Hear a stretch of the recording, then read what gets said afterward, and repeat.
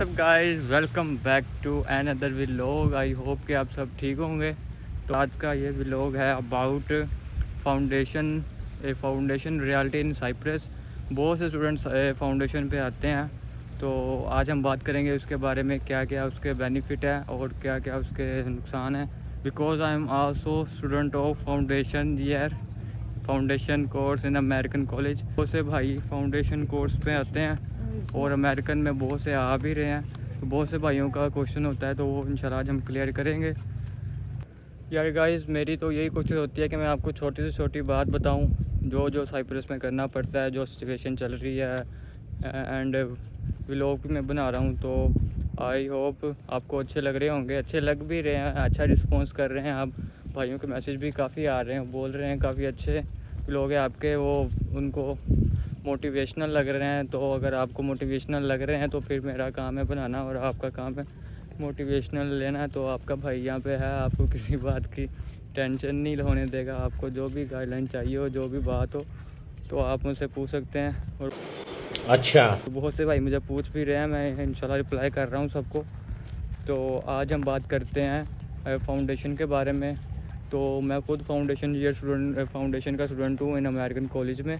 तो अभी हम बात करते हैं फाउंडेशन के क्या क्या नुकसान है, क्योंकि जब मैं पाकिस्तान में था मैं भी यही सोचता था क्या फाउंडेशन क्या चीज़ है, क्या नुकसान है इसके। मैंने बहुत इसके बारे में सर्च भी किया, लेकिन मुझे फाउंडेशन के बारे में सही से गाइडलाइन नहीं मिली यूट्यूब से। तो इंशाल्लाह मैं यहाँ पे आया हूँ, मैंने क्या क्या चीज़ें फ़ेस किया फाउंडेशन के बारे में, क्या एक्सपीरियंस है मेरा, तो वो मैं आज आपके साथ शेयर करता हूँ। कि अगर आप में से कोई जो भी स्टूडेंट फाउंडेशन में आ रहे हैं, अगर वो मेरे व्लॉग देखेंगे तो इंशाल्लाह आपको अच्छी हेल्प मिलेगी, काफ़ी आपको गाइडलाइन मिलेगी। तो फाउंडेशन के बारे में आज हम बात करेंगे, इसके क्या क्या नुकसान हैं, क्या फ़ायदे हैं। तो फ़िलहाल जैसा कि अगर मैं आपको बताऊं तो ज़्यादा इसके नुकसान या फ़ायदा तो इसका फ़िलहाल कोई नहीं है।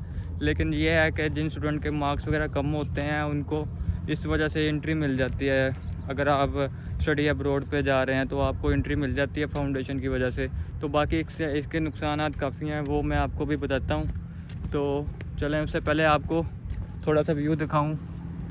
बहुत ही प्यारी जगह है जहाँ पे मैं रह रहा हूँ, और ये मेरी फेवरेट जगह है।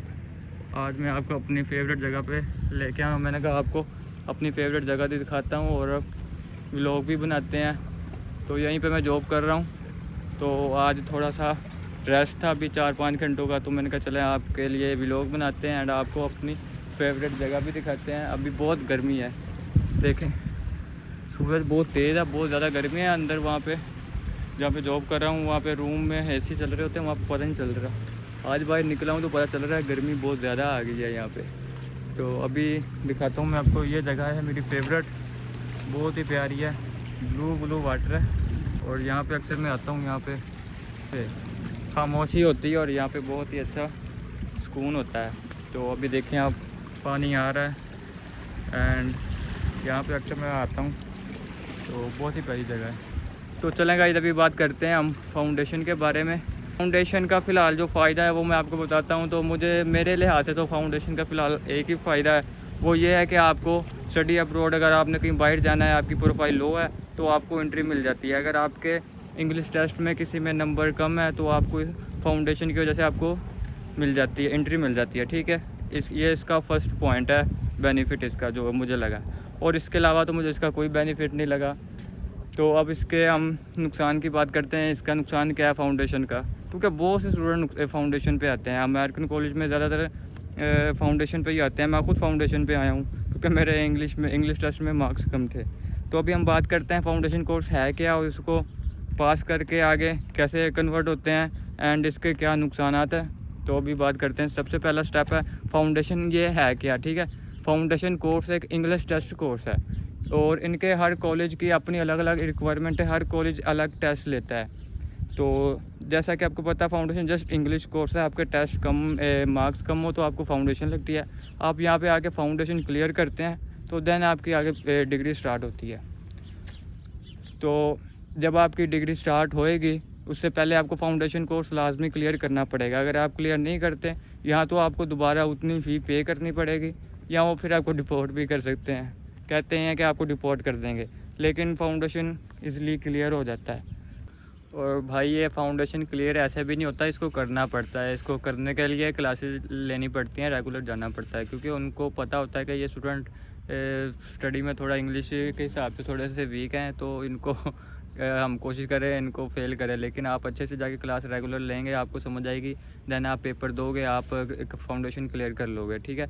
आपको या लेकिन यहाँ पे जो भी आता है यही जॉब के बारे में सोचता, सबसे पहले आपको चाहिए कि आप पहले थोड़ा स्टडी के बारे में सोचें। एक बार आपकी फाउंडेशन क्लियर हो जाएगी, देन आप आज जब आप डिग्री में मूव होगे तब आपके पास टाइम ही टाइम होगा। अगर आप बैचलर पे आ रहे हैं तो आपके पास 4 साल होंगे, तो आप 4 साल में अपना अच्छा से जॉब करके आप अच्छा सा सेटअप अपना कर सकते हैं। तो देन आप सबसे पहले आप अपने फाउंडेशन के बारे में सोचें, आप अपनी क्लासेस लें, आके एंजॉय करें। तो अभी हम बात करते हैं कि फ़ाउंडेशन कोर्स है क्या, फ़ाउंडेशन में क्या पढ़ाते हैं।